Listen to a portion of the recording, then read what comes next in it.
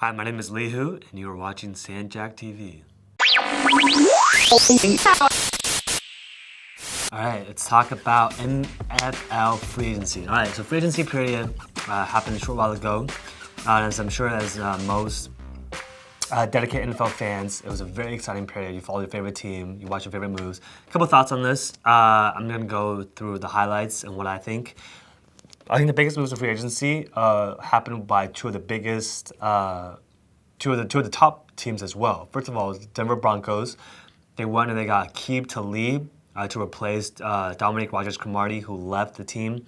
They signed Talib to an extremely lucrative, very high contract, even though he's never played a full, healthy 16-game season.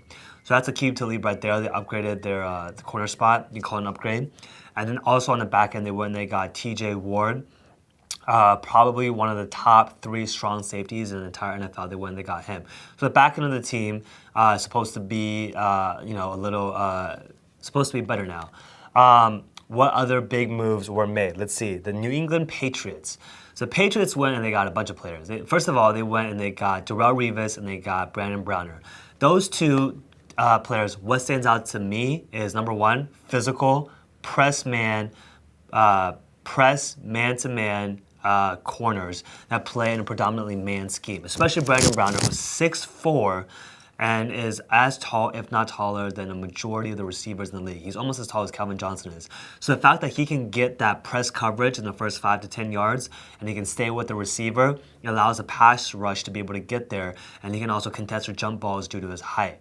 So you got Brandon Browner on one side, and then you got Darrelle Revis on the other side. Now, Darrelle Revis, even though he tore his ACL and he wasn't 100% last year, he's coming back from the ACL. If healthy, I still think Darrelle Revis is I think he's the best lockdown, man-to-man, shutdown corners in the entire league, my opinion. I think Revis line is a true thing. So you got 2 press man corners on the outside, and then they also had Alfonso Dennard and Logan Ryan. So there's a ton of depth at the corner position. So those are the 2 big acquisitions they got. They also went and they re-signed Julian Edelman. Now you can consider that's not necessarily a free agent. However, the fact that they were able to get Julian Edelman to come back is huge for the team because he was the most productive receiver last year. And for him to be gone, they would have to be relying exclusively on rookies. And we all know what Belichick thinks about that. So other big winners. I think that the Oakland Raiders. Now the Raiders, even though they're not a very good team, they got a lot of talent. Who do they get? They got James Jones, Lamar Woodley, Justin Tuck, Kevin Booth, Austin Howard, Donald Penn, Carlos Rogers, MJD, and Antonio Smith. That is a huge influx of talent right there on both the offensive and the defensive side of the ball, especially on the defensive side of the ball. To get Lamar Woodley, Antonio Brown, and Justin Tuck, that boosters your D-line right there. That boosters the front 7 right there. So my thoughts on that is that for the first time in a long time, the Raiders did something right. They signed the right players. They were all pretty good deals. They targeted the right kind of players. Problem is they still need a quarterback. What else do I think? I think that the Ravens being able to get Eugene Monroe and signing him is going to really shore up their offensive line. It's going to really help Joe Flacco and Ray Rice, or if Bernard Pierce if Ray Rice isn't playing. That was another big move. Let's see, who else did I think? The Dallas Cowboys.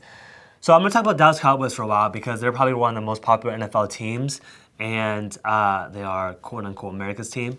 They weren't super active in free agency. That's because they don't have the cap space to do so, and they're also going to have to make some tough decisions coming up. You have Tony Romo. You just extended him to a huge mega contract. Regardless of what you feel about Tony Romo, the deal's done. It's done and over with, so he is going to be the quarterback for the Dallas Cowboys for the foreseeable future. On top of that, you have Dez Bryant. Dez Bryant is going to need a contract extension soon. You're going to have Tyrone Smith, their stud left tackle. There's so many players on the team that are going to need contract extensions. That's why they ultimately had to let DeMarcus Ware leave. And he left and he went to Denver Broncos. So due to financial reasons, Cowboys weren't able to make that happen. Another big defensive signing is Julius Peppers to the Green Bay Packers. As we all know, Julius Peppers is a freak of an athlete. He's in his mid-30s now, so he's lost a step or 2 here. However, he is still an impactful player, and I know that Ted Thompson and Mike McCarthy will be able to use him the right way in Green Bay. So free agency, very busy as always, very exciting. If you're also remember this, guys. Even if your favorite team, even if the team that you root for, even if they did not sign a particularly impactful player or a name player or marquee player, remember what the smart guys always say every year. The team that quote unquote wins free agency, the ones that the sports beat writers, the ones that the commentators, the talking heads, the ones that say that X team won free agency, what always ended up happening? Did they always end up going to the Super Bowl? Did they always win it all? No, they didn't. Usually the teams who are smart spenders, who stay back, who usually build within through the draft, developing their own players, acknowledging maybe they have a few holes here and there, but you can also, and that free agency could help you fill, but ultimately you're not relying 100% on free agency to make you the team that you want to be. So just remember that, guys. Don't be upset, don't be anxious, don't be whatever if your team didn't sign the best name free agents. It doesn't always work out. In fact, a lot of times it doesn't work out. All right, but that's it on NFL free agency. A recap. Can't wait for the NFL season to start. And with that, I'm out. SandJack TV.